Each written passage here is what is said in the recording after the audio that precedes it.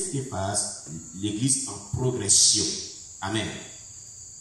Donc, il a dit, pour chaque stade d'évolution, il est essentiel pour le leader d'être en mesure d'identifier où son église se trouve, afin d'y appliquer le style de leadership correspondant. Un leader qui n'arrive pas à détecter, au vu de ce qu'on a vu hier, là, si le leader n'arrive pas à détecter là où son église se trouve, l'église sera stagnante. Il n'aura pas la solution pour régler ces problèmes pour que l'église continue à progresser. Ce leader-là, il est malade. Il n'est pas bien portant. Au vu de ce qu'on a vu, le leader doit savoir à quel stade spirituel se trouve, à quel stade spirituel de progression se trouve son assemblée chrétienne, pour que les solutions qu'on va donner tout à l'heure, il puisse, pourquoi il revient dessus? Il revient dessus parce qu'on donne les solutions tout à l'heure. Il puisse vraiment trouver ce qu'il faut faire pour résoudre ces problèmes, pour que l'église puisse évoluer. Amen. J'ai expliqué hier, mais je n'ai pas donné le remède pour chaque phase. Amen. J'ai dit que pour donner le remède, je ne donnerai pas parce que c'est tout un cours qui est long. En fait, c'est un cours qu'on voit même en licence. En licence. C'est un cours de licence. Parce qu'on a 4 niveaux de formation dans notre faculté. Nous avons le BET et le brevet d'études théologiques. Ça, c'est première année. Vous faites 2 ans minimum. Nous avons le bac en théologie. Vous le faites en 2 ans, je crois 8 mois minimum. Après le bac en théologie, vous avez maintenant la licence en 2 ans. Après la licence, vous avez la maîtrise. Et après la maîtrise, vous avez le doctorat. On fait le programme LMD. En fait, ce qu'on est en train de voir, c'est le BET. Mais comme il s'agit des leaders qui ne sont pas vraiment en bonne santé, on a pris quelques fragments de certains enseignements concernant la licence pour aider les leaders un peu à comprendre un peu ce dont ils ont besoin. Amen. Nous avons pris quelques fragments au BET, quelques fragments en licence pour combiner ce séminaire. Amen. Voilà, pour faire comprendre aux gens. Parce que nos enseignements depuis le BET, c'est une progression. C'est qu'on est en train de voir son fondement en BET. Après BET, on voit cela profondément en bac et en licence, on progresse dedans. Amen. Quelqu'un m'écoute très bien. Donc, je disais comme cela que ce cours-là, pour que vous puissiez avoir tous les déroulages, il faut suivre la formation. Mais je vais donner quelques aspects qui peuvent vous aider néanmoins. Mais ça ne sera pas suffisant. Amen. Il vous faut la formation. Parce que, regardez, un document qui est comme ça, tu peux le voir en 3 jours. Même si il faut l'étudier en 3 jours, tu peux. D'où vient la nécessité de la formation? Tu ne peux pas. Tu ne peux pas l'exploiter. Vous comprenez? Donc, même si on vous donne des grands livres, qu'on explique des grands livres, quand vous allez aller appliquer, il y aura des païens forcés. Et quelqu'un comprend ce qu'il est en train de dire. Il y aura des faillances forcées. Vous serez bloqué à certains niveaux. Vous allez faire, mais vous serez bloqué à certains niveaux. Il vous faut toute la formation pour que vous réussissiez. C'est nécessaire. J'insiste beaucoup dessus. C'est vraiment nécessaire. Amen. Amen. Amen. Donc, on disait hier, comme cela, que appliquer le leadership inapproprié, comme je le disais, pour chaque stade d'évolution, il est essentiel pour le leader d'être en mesure, c'est-à-dire avoir la capacité surnaturelle d'identifier où son église se trouve afin d'y appliquer le style de leadership approprié. Parce qu'il y a un style de leadership qu'il faut appliquer au niveau spirituel de ton assemblée chrétienne. Si tu n'arrives pas à appliquer ce style de leadership, l'église sera stagnante. Parce que l'église évolue selon le style de leadership que le leader l'applique. C'est-à-dire son style de direction. Est-ce que quelqu'un me comprend bien? C'est le leader qui peut faire débloquer l'évolution de son assemblée. Cela y va du style de leadership qu'il va appliquer à chaque stade d'évolution de son assemblée. C'est le leader. Mais s'il ne connaît pas le style de leadership appliqué, l'église sera stagnante. Parce que c'est sur son mot d'ordre, l'église évolue. Regardez, cela est démontré dans le livre des Exodes. On a un merveilleux leader du nom de Moïse.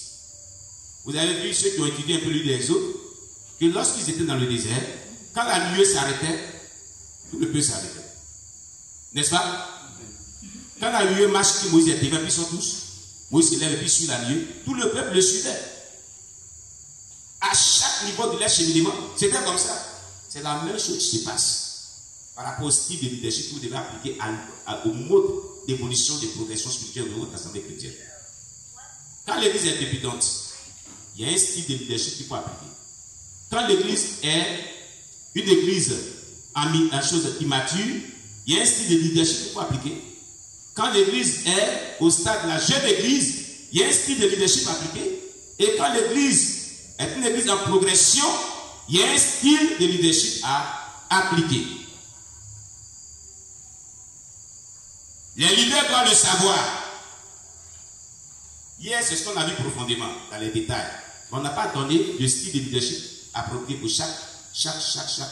Parce que pour donner cela, c'est un cours qui peut faire au moins 2 mois. Mais je vais donner quelques phrases essentielles. Ça ne va pas vous suffire, mais il vous faut la formation. Quelqu'un me comprend bien? Quelqu'un me comprend bien? Une église ne change pas par un séminaire. Je vous dis la vérité. Non. Le séminaire vient pour apporter un appui, pour vous donner une ouverture. Amen. Mais pour que l'église rentre dans la vocation céleste que Dieu l'a envoyé vraiment faire sur terre, il faut vraiment, cette ouverture qu'on vous donne là, il faut vraiment l'étudier profondément. Bon, un séminaire qui dure 2h30 minutes. Vous pouvez tout recevoir pour évoluer. Pas suffisant. La réalité, c'est ça. Quelqu'un me comprend bien? On ne me comprend pas bien ce soir. Très bien. Ok, donc on disait hier que le premier stade d'évolution, c'est l'église débutante. On avait dit ce qui caractérise l'église débutante. L'église, vis-à-vis des objectifs de l'église, il y a l'ignorance totale des objectifs de l'église par les membres de l'église. Mais plutôt soucieux des intérêts personnels. Eux, ils viennent, c'est vrai intérêt qui les préoccupe.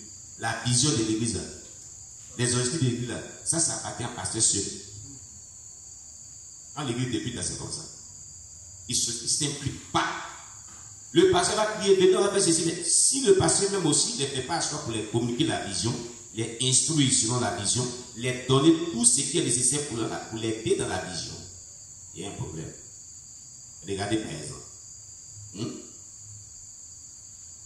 Il faut au minimum combien d'années pour établir un diacre, ou un ancien, ou un responsable? Pardon? 5 ans minimum. C'est maximum. C'est pas minimum. Vous avez dépassé. Selon la Bible, 3 ans. Selon la Bible, 3 ans. On ne sait pas si quoi on dit 3 ans. 3 ans. Pourquoi les 3 ans? Oui. Quand on lit l'étude de l'apôtre Paul, oui. Il a enseigné pendant 3 ans ses disciples. C'est le ministère de Jésus. Jésus a formé ses disciples pendant 3 ans. Souvenez-vous que dans 1 Pierre, Pierre dit, moi ancien, moi Pierre, apôtre de Jésus, mais ancien comme vous. C'est écrit dans Pierre. Ancien comme vous. Je vous exhorte donc, et on va voir ce texte aujourd'hui. Vous voyez, 3 ans minimum. Jésus a commencé ici à 30 ans. Il a fait 3 années, il est mort, il est mort ressuscité, il est monté au ciel à 33 ans. Il avait 3 ans pour former les disciples. Et parmi les disciples, Pierre disait qu'il était ancien.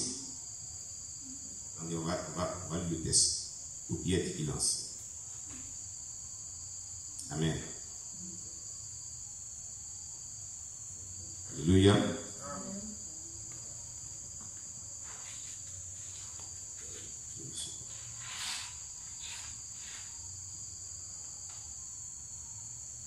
Gloire à Jésus.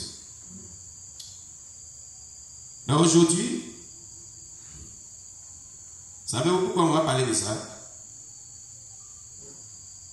Parce que l'équipe débutante,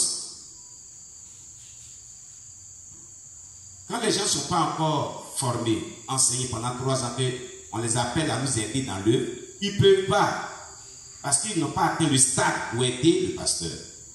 C'est délicat. À ce stade-là, c'est les besoins qui les préoccupent. Parce qu'ils ne sont pas mieux, ils ne sont pas aptes. Mais le problème qu'on a est qu'il n'y a pas, disons, une assise de progression spirituelle. Une église doit avoir une assise de progression spirituelle. Comprenez cela. Prenez 1 Pierre 5, verset 1, et quelqu'un nous lit. 1 Pierre chapitre 5, verset 1.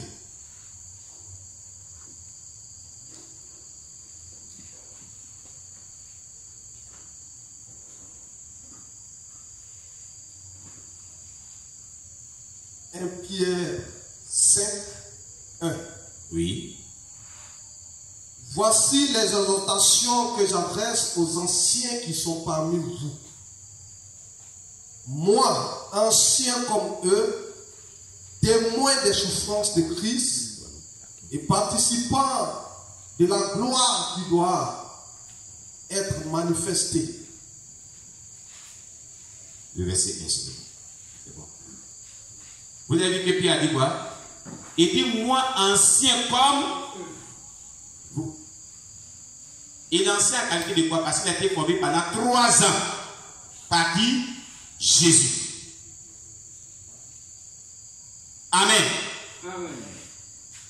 Au minimum, pour que les membres d'une assemblée, quelques membres d'une assemblée, vous êtes dans l'œuvre, il faut mettre dans une assise de progression spirituelle où certains thèmes doivent être développés pour atteindre cet objectif afin que vous êtes dans l'œuvre de Dieu.